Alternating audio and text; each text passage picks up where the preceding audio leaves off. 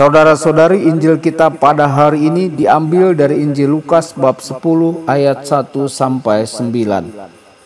Kemudian daripada itu, Tuhan menunjuk 70 murid yang lain, lalu mengutus mereka berdua-dua mendahuluinya ke setiap kota dan tempat yang hendak dikunjunginya. Katanya kepada mereka, "Tuaian memang banyak, tetapi pekerja sedikit. Karena itu mintalah kepada Tuhan yang mempunyai tuaian, supaya ia mengirimkan pekerja-pekerja untuk tuaian itu. Pergilah, sesungguhnya aku mengutus kamu seperti anak domba ke tengah-tengah serigala. Janganlah membawa pundi-pundi atau bekal atau kasut, dan janganlah memberi salam kepada siapapun selama dalam perjalanan. Kalau kamu memasuki suatu rumah, katakanlah lebih dahulu, damai sejahtera bagi rumah ini. Dan jikalau di situ ada orang yang layak menerima damai sejahtera, maka salammu itu akan tinggal atasnya. Tetapi jika tidak, salammu itu kembali kepadamu.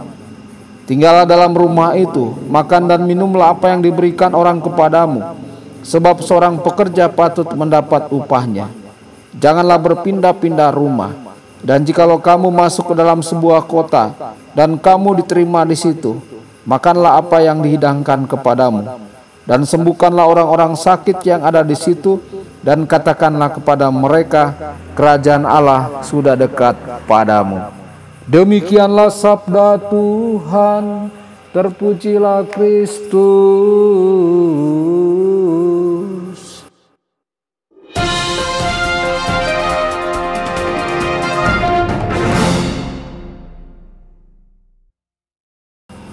Saudara dan saudari terkasih dimanapun Anda berada, jumpa lagi dengan saya Romo Tedens dalam saluran Warta Kabar Sukacita.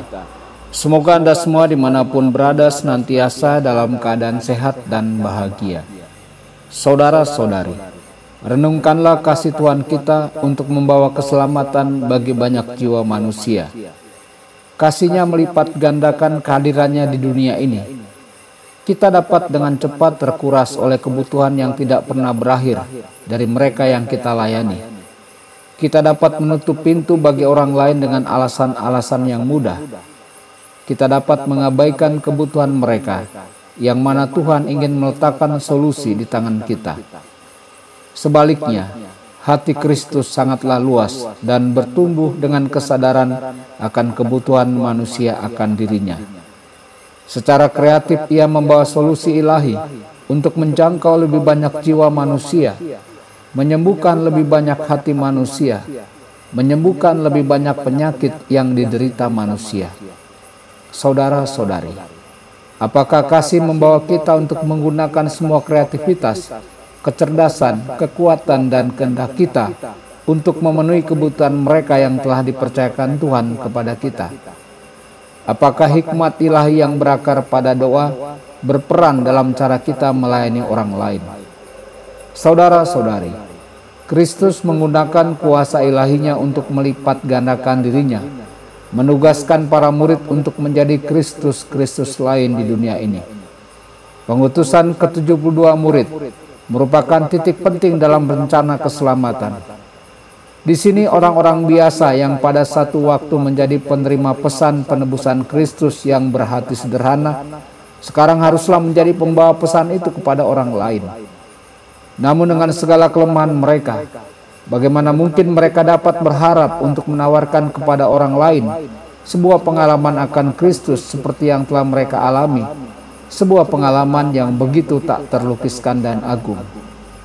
Kristus menjelaskan, hal itu akan dilakukan melalui ketaatan mereka, terutama pada detil-detil perilaku yang ia uraikan bagi mereka. Hal itu akan dilakukan dengan bertindak di dalam nama Kristus, dengan mengetahui bahwa ia telah menugaskan mereka. Hal itu akan dicapai bukan melalui talenta dan kepribadian karismatik mereka, tetapi melalui kuasa dan kasih karunia Allah yang datang kepada mereka yang melayani Dia dengan hati yang murni. Saudara-saudari, kita dapat merenungkan panggilan kita dan melihat bahwa panggilan kita memiliki sumber utamanya di dalam Tuhan, bukan pada pilihan hidup kita. Mengetahui bahwa Tuhan telah memberi kita misi dalam hidup kita, Kita harus seperti ke-72 murid itu, memurnikan diri kita dari semua sikap mementingkan diri sendiri dan ambisi pribadi untuk menanggapi undangannya. Saudara-saudari, dapatkah orang lain mengalami Kristus melalui diri kita? Serigala muncul ketika anak domba hadir. Kita tidak boleh berpikir bahwa pertentangan dan kontradiksi menandai akhir dari misi kita. Sebaliknya, mereka adalah tanda keasliannya.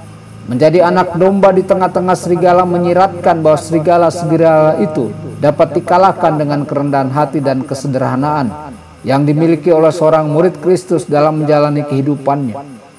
Hati yang murni dan tidak mementingkan diri sendiri tidak akan membiarkan kepahitan, kebencian, dan kesulitan melemahkan komitmen.